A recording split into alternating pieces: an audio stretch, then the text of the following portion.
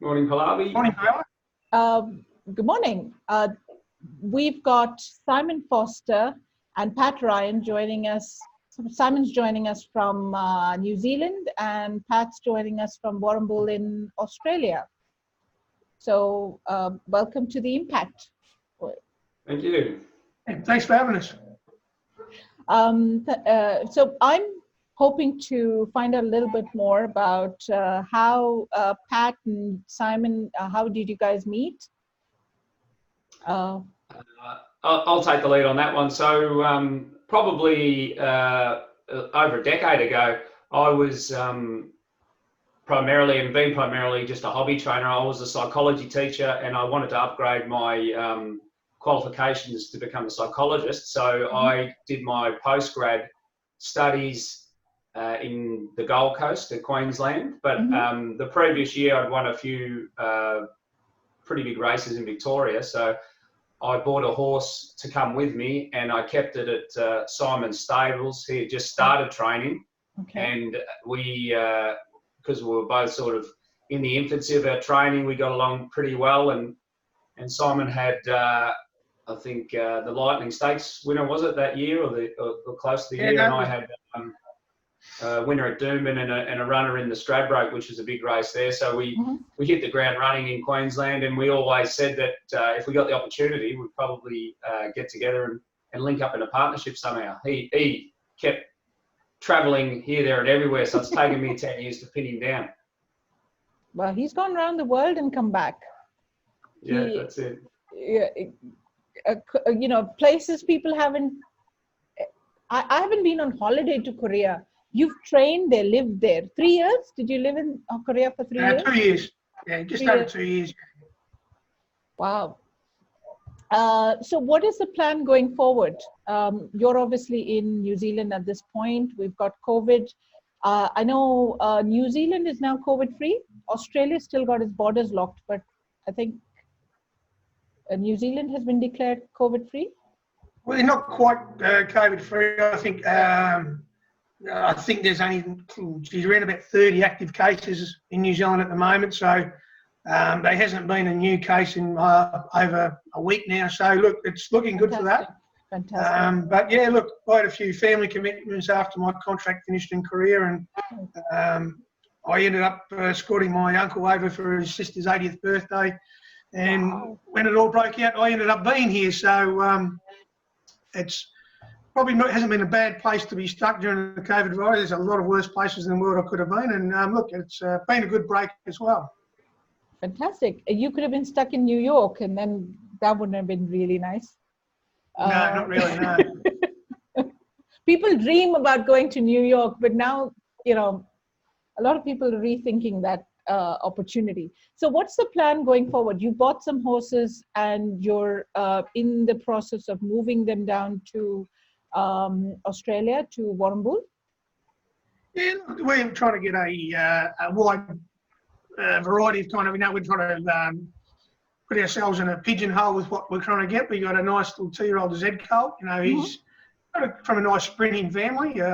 Half brothers won 6 races in Hong Kong. So they're both stakes placed. One was 4th in a Group 1 as a 2-year-old. So, you know, he's got a nice little pace before him. But we've managed to be able to track down a couple of nice, you know, middle distance to staying types as well. They've had a couple of starts each. So, yeah, look, with the COVID, obviously the travel's been a little bit slower than anticipated, but they're all booked into, especially the older 2, they're ready to go on the next plane. And the Z fella, he's getting broken in at the moment. They're doing a good job down there at Royston. Show horses down there at the Hastings in the Hawke's Bay, beautiful part of New Zealand. And so, look, as soon as he's got the saddle on and ready to go, he'll go over and, you know, I'll be there waiting for him. So I'm booked to fly back on the 6th of June. So it's going to look like I'm going to have to do a bit of quarantine when I get back there, but it won't hurt Pat to hit the shovel for a couple more weeks before I can get down to Warrnambool. Fair enough. That's a good plan. You would be back out. So Pat, tell us a little bit about your stables. So when Simon gets there, I'll have probably 15 horses in work. My stable's up and running. Like I said, prior to the last 18 months, it's been a small stable. I've been a psychology teacher and a provisional psychologist for 14 or so years, and just hobby trained a couple. The last 18 months, I bought a farm and decided to try to develop a training precinct that would be conducive to giving horses in Australia an opportunity to have day paddocks and heavy sand tracks and things like that, and larger area boxes. So at present, our largest trainer in Australia, Darren Weir, was suspended for 4 years, and I've taken over one of his training precincts on track at Warrnambool. Okay. So my horses are kept there at the moment, and the farm is probably 70% on the way to being finished. So when Simon gets here, we'll have 2 training operations, one designed maybe for older horses or horses that don't enjoy the on-course stabling, and then a training precinct that has facilities for younger horses, and we have treadmills and 100-metre straight swim pools and every facility that a main racetrack holds. So we've got the best of both worlds with that, and also down the road we've got the beach at Warrnambool, which a lot of the trainers flock to Warrnambool to use the beach, and that's why there's been a lot of success out of this area. No, that sounds fantastic. That sounds like the horses are going to be really well taken care of. Yeah, that's it. And I think we've got everything. We've got everything we need to get horses to the right level. It's just about now sourcing the right quality of horse and see if we can put our heads together and find a mixture of sprint horses, staying horses. Even I've had a lot of success with jumps horses as well. So yeah. So we'll try and put our heads together and source the best quality of horse, and then hopefully the facilities that we've got, we can let them reach their full potential. Fantastic. How many horses are you looking to train this year? We'd probably like to build it up to 30 odd horses by the end of the year. We'll probably have close to 20 when Simon arrives.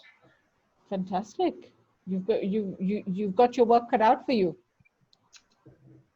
Yeah, we don't have any real ambitions to go to the mega stables or the horse factories, for want of a better word, where you've got 200 and 300 horses in work, in multiple different stables.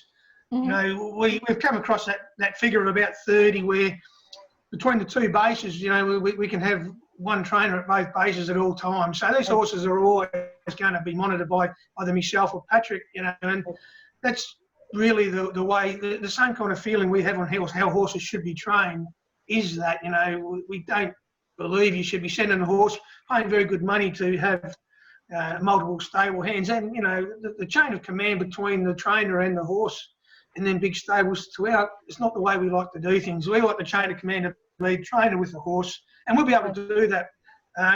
With what we believe are 2 very highly qualified horse trainers to be able to do that. Yeah. Absolutely. Would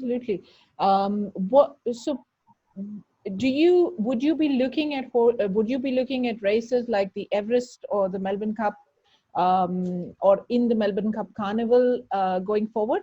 Is that the plan? Look, we'll try to win as many races as we possibly can, and as we've seen in Dubai with Dolkong last year, and if you get the horse that's ready to take them steps to those races, we're not frightened to take them. So look, every Melbourne Cup winner started as a maiden, so you've got to start there and work their way up, and they've got to earn their position there. And look, those races are on the program, and if we have the right kind of horse to target, then we're not going to shy away from it. And that's what we're here for. We want to win them big races. We're no different than any other trainer. We want to win them big races, but we need to have the right quality of horse to do that, and that's what we're trying to get together right now. Now that sounds like a fantastic plan. The reason I asked you is because you've got Simon, you've got the experience to have seen local big races locally as well as international races, and seen how to prepare horses for those kinds of races. What's needed, what kind of shape they need to be in, which is an added advantage compared to, say, somebody else who's been training locally. Even if they've been training even if they've been racing in some of the big races, obviously it's not the same as when you get your horse ready to ship out somewhere. Oh, look, without a doubt, and that's not just training horses, it's any kind of industry, you know, like with a psychology degree.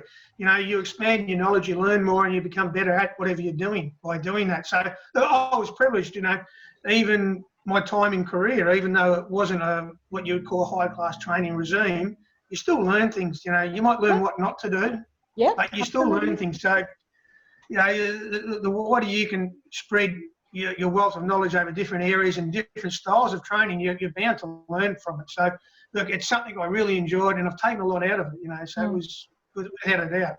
It was a good experience. Now, the last question I have for you is, tell us about Zed. You've got some shares going out, still available in Zed? Yeah. Look, we haven't really pushed that so far because we've kept things a little bit quiet between ourselves while we're just trying to finalise the movements and all that kind of stuff. But I sent an email out to a few old owners last night to let them know where I'm going and the plans myself and Patrick have. And yeah, look, Zed's by one of the world's best stallions by Zabeel. He's a hallmark stallion across the world. He's I can't say enough good things about him, you know. He's done a very good job as a stallion. He's got a very good horse in the Chris Wallace stable, horse called Very Elegant. You know, she won a Vinery Stakes, Group 1. You know, so he's got a nice prospect as a stallion. You know, he's the little work that he's doing at the breaks is really good. You know, he's starting to grow a little bit now. He's having a little growth spurt, you know. But as I said, you know, he's a half brother to 2 stakes placed horses. You know, Magic Moment won 6 races in Hong Kong. Princess Rihanna, she's won 5 now, and she was going really good in New Zealand just as the coronavirus hit us. She had the last 2 starts for a win and got beaten in a photo too. But you know, she ran 4th in a Group 1, 4th in the Cracker Millions. So you know, he's got a nice even spread of pedigree against him. And look, he's showing us a lot at the breakers at the moment. And look, he's got the possibilities of making an early 2-year-old. So that's what we'll give him that opportunity, and we'll get him back to Australia. And if things work out, he's eligible for the Cracker Millions. And if he gets over there, wins an early 2-year-old race, well, he can get on the plane and come back, and we'll try to get the Cracker Millions into him as well. Oh, fantastic. You've got quite a plan ahead for him. Well, thank you very much. It was an absolute pleasure talking to you. Again. Okay, thanks for having us. Thank you, Pallavi. Thank you.